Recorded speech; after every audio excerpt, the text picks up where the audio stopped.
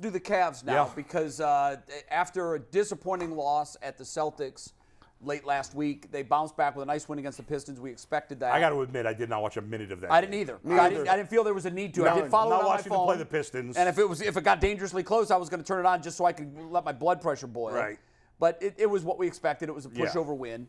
The Celtics last night had a double overtime game against the Knicks. So the thinking now is they're going to come in here tonight and rest their stars. And by the way, because of that win by the Knicks, which I think is their 10th in a row, Mike? 10th in a row. Half game? They're only a game. Is it a half game? I thought it was a game. You want to double check the standings for me? Or it might be a game. It might be. As of this moment in time, exactly, they're one game back. One game. Knicks just a game back. Yeah. So, it's stunning. It's a bigger deal for the Cavs to be 4 because the Knicks have been a good road team. I know. You don't want to see even if you get the 4, you're going to have to see the best road team in the Eastern Conference. I believe their record's number 1 in the Eastern Conference. Second best in the East behind Boston. Boston. And do you want to lose to the team that Donovan Mitchell No. is always had, it's always linked That would be to? bad. Yeah. Like, they come in there and smoke you. By the way, if they lose to the Knicks in the playoffs, JB's gone to me. He's gone. I said that last week. He's gone. You can't lose to the Knicks. The Cavs are a much more talented team. Yeah. I agree. If they lose, I'm going to point to the coaching. Unless there's a catastrophic injury. Well, I was hoping that we would see the full Celtics lineup tonight because I wanted to see what changes JB made. Right. Now, that's moot. I mean, I guess, we don't know for sure they're going to sit those guys, but we double overtime and guys getting banged up. Yeah, the assumption is that they're going to rest at least some of their stars. They may rest 3 or 4 of them. Yeah.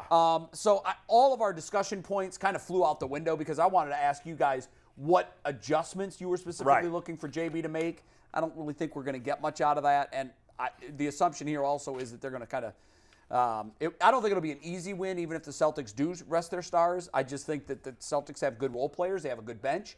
They'll make it a fight. But I think if the Cavs lose this, like they did to Golden State when Golden State sat the Big Four. Right. That was crazy. That would be it's embarrassing. Horrific look. But if Tatum, Brown, and Smart don't play, then it's a meaningless game. I mean, you don't unless they lose. Right. If they win, I'm not going to look. I don't look anything into it at all. No, I agree. We asked the question last week on the production lineup. We didn't get to it on the show, but I thought we've got some time now. We might as well get to it. Which role player? And we're going Cavs history. Yeah. Any time in the Cavaliers, and it's got to be a role player. Don't come at me with I think Kevin Love was not a role player. Kevin Love was a piece. So which role player in the history of the Cavaliers would be the best fit with this roster right now? You see, to me, a role player is a guy who doesn't start and plays, 15, 20 minutes maybe. Yeah. What order are we going in here, Mike? You got a graphic. You can start first. Yeah, we got yours. Whenever you're ready. Mine was Mo Williams. No, it wasn't. It's not Mo Williams. He was one of my final 3. Remind me who it was. I can't remember because I had a final 3. It was a former guest on the show. Oh, it was Boobie Gibson. Boobie Gibson. Right. I had a final 3 because what I did was I looked for guys who didn't, who were not starters, not stars. And then I looked for who were some of the best 3-point shooters in Cavs history. And it came down to Wesley Person, Boobie Gibson, and Mo Williams. And then I texted my Jason Lloyd and Chris Fedor. I said, I don't think any of these guys are very good defensively. Who would you say is the best of the 3? And they weren't. None of those guys. None of those guys couldn't play defense. Yeah. But Jason was like, well, at least Boobie tried hard on defense. So that was the tiebreaker for me. Effort counts for something. Yeah. So Boobie, in the year I picked, what was the year I picked? I can't remember. 08-09. So in the 08-09 season, he shot I can't remember the exact percentage now, but his 3-point percentage that year was like absurdly high. Yeah. 44%. Yeah, it was 44%. And I was debating between that and I think the 09-10 season, because in the 09-10 season, he put up some big postseason numbers from 3. But this team needs a guy who can be a killer from the 3-point line. And that year, Boobie Gibson was. All right. Man, G. Bush, you're up next. I thought this was an easy one. I brought it down between J.R. Smith and I didn't go with J.R. I went with Iman Shumpert. I got Iman Shumpert. Now, here's what we're going to do. I'm going to take him from in 16-17. He can play 3. He can play guards. He can run off screens. Iman Shumpert is a dude that can hit an open 3. And I don't got to run no plays for Iman Shumpert. But isn't he just Isaac Okoro? No.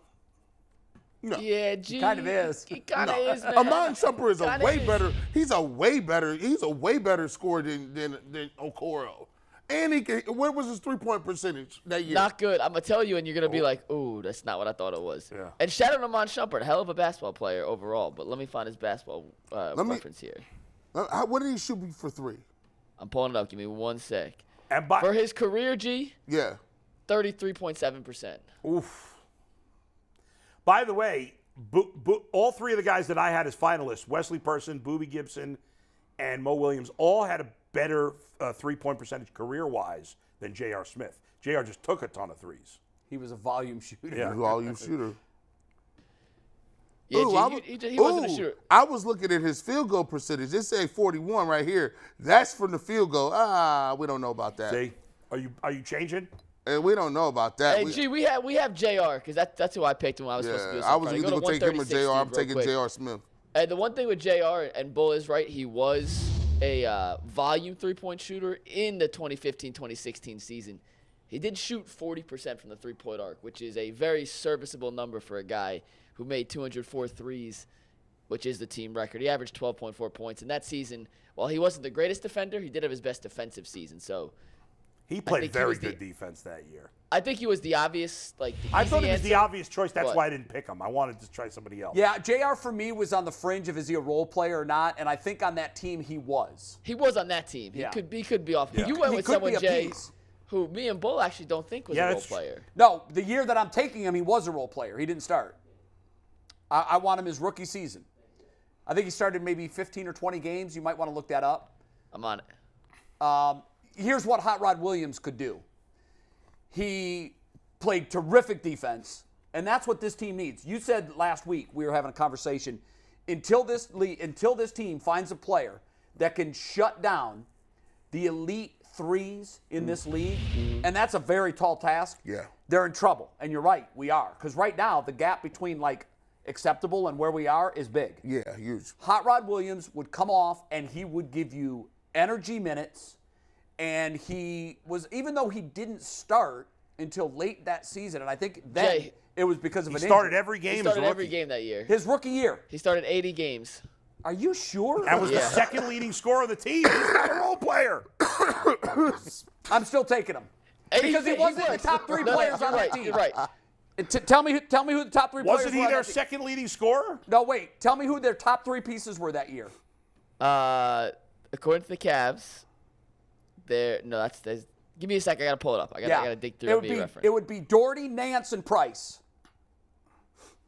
Now, I don't know how deep you want to go before you start calling these guys role players. Right. Hot Rod was the third leading scorer of the team. Which I'll take. He's borderline. I still think that year he was a role player. I watched every game that year. Yeah, I think you count him Price as the was not. fourth. Yeah. I'd count him as a Price fourth. was not the fourth. Price only played 16 minutes a game that year. I would still say, you said he's the fourth. Name your 3. No, he wasn't. Well, I just saw the name Mark Price. He was a rookie that season. He Mark was. Price didn't do He anything was. that year. But to me, the team was Price, Doherty, No. Nance. No. Jay, Yeah. Price did nothing that year. He played. I watched Price every came game off that the year. bench. Price was a. He averaged 7 points, 3 assists that year, Price. I just remember him being way better. Ron Harper averaged 23 points per Ron game that Harper year. was the other one. Yeah, Ron Harper. Harper Take and Price off. Doherty, and then Hot Rod was third I in was scoring. third, yeah. Where was Nance? Was Nance on that team? Nance wasn't on that team. Didn't No. come until later. Yeah. I'm still. Listen, it's a long time ago. Everything gets. Hey, it counts, Jay. Well, no, but I'll It tell you counts. this. I watched that team. I was in college, and when I was in college, I watched every game that I could that was on TV. He was a role player on that team. And by the way, I would still say J.R. Smith would qualify as a role player on the Cavs team. But I just think that there comes a spot where in Hot Rod's career where he wasn't a role player, he was a piece. He was like a building block. Can I ask a way to phrase this? Yeah, As someone who wasn't born in 1986 to watch the Cavs, right. He was not a three-point shooter, if he that's what you he want. didn't take a single three that year. No, he 0 wasn't a threes. three-point shooter. He was a guy who He was played defense, which we need. Exactly. So we were running his numbers. He played the second most minutes. He was the third leading scorer, but it was more hustle stuff on the side as opposed to them running sets for him. It was which makes big him a role hustle player. stuff. It was big hustle stuff, and a lot of the stuff he did didn't show up in the box scores, But I always felt that Hot Rod was the guy that set the energy tone, which every team needs. They need to energize their bunny. When Hot Rod was on the floor, I felt everybody. I don't even know if they kept plus-minus stats back then. I don't think they did. Now, did they have him play a 3 or 4? He was a 3. Now, I think when did the plus-minus stat become a thing? It was much later.